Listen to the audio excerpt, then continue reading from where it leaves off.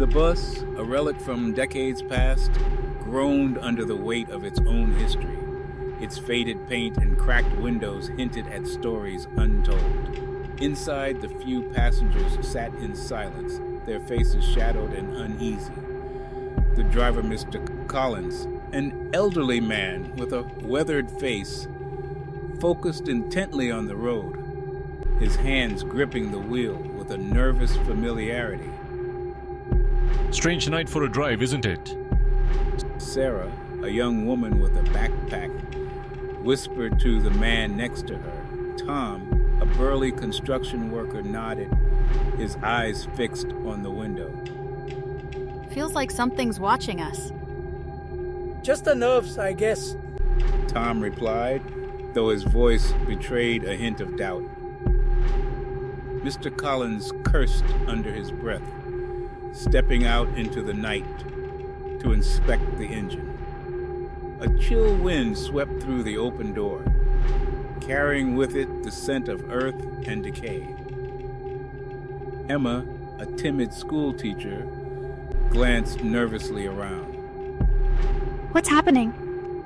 She asked, her voice barely a whisper. Jake, a teenage boy with the headphones around his neck, squinted into the night. Do you hear that? He asked, fear lacing his voice. Linda, a middle-aged woman with a stern demeanor, shook her head, trying to maintain composure. It's just the wind, she insisted, though her hands trembled on her lap. The stranger moved closer, revealing a pale face with hollow eyes. You shouldn't be here, it warned, its voice echoing unnaturally within the bus. Panic gripped the passengers as Mr. Collins scrambled back inside, slamming the door shut. Mr. Collins wasted no time, speeding down the road as fast as the old bus could manage. Silence reigned inside, each passenger lost in their thoughts, the memory of the encounter etched into their minds. As the bus disappeared into the night, the mist returned to claim the road, leaving behind only whispers of the horrors that lurked within. A weary traveler with a scruffy beard and tattered coat waits impatiently for the bus. The only sound is the distant echo of a dog's bark. He checks his watch anxiously, the cold biting at his fingers. Jacob boards the bus, eyeing the empty seats with suspicion. The driver, an old man with hollow eyes and a stoic expression, nods silently as Jacob pays his fare. Jacob chooses a seat near the middle, clutching his backpack tightly. He notices the other passengers, all sitting unnaturally still, their faces obscured by the dim light. Something's not right, he murmurs to himself, feeling a shiver run down his spine. Jacob leans closer to hear their words, but only catches fragments. Talk of a cursed road and lost souls. Suddenly, a young girl with a pale face and wide eyes turns to him, her voice a chilling whisper. They never leave, she says cryptically. Welcome to your final destination, he announces, his voice echoing through the silence. The passengers rise, their faces now visible, each one a ghostly apparition with hollow eyes and vacant expressions. I have to get out, Jacob shouts, fear fueling his every move. He leaps from the bus into the night, the chilling wind wrapping around him as the bus fades into the fog, leaving him alone at the crossroad. Stood at the bus stop, her eyes darting around nervously.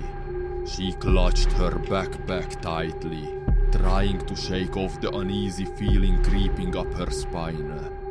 I just need to get home, she muttered to herself, glancing at her watch again. The driver opened the door, his face obscured by shadows. Late night, isn't it? He said, his voice gruff yet oddly inviting. Emily hesitated for a moment before stepping inside, casting one last look at the empty street behind her. Emily found a seat near the back, trying to ignore the feeling of eyes on her. She noticed an old woman knitting, a young man staring intently at his phone, and a child with a teddy bear, all eerily silent. This is just a regular bus ride. She reassured herself, though her heart raced. The child suddenly giggled, a sound both innocent and chilling, in the silence. They don't want us to leave, he whispered, hugging his teddy bear tighter. Emily glanced around, her unease growing as she noticed the others nodding in agreement, their expressions vacant. Emily remained seated, her instincts screaming that something was terribly wrong. The driver turned to her, his eyes gleaming unnaturally. All must disembark, he intoned, his voice echoing with an unnatural resonance. Emily took a deep breath, her heart gradually slowing as she realized she had escaped whatever haunted the bus. She turned and walked towards the warm glow of her home, the night air now feeling surprisingly comforting. Never again, she vowed, glancing back once more as the fog swallowed the bus whole.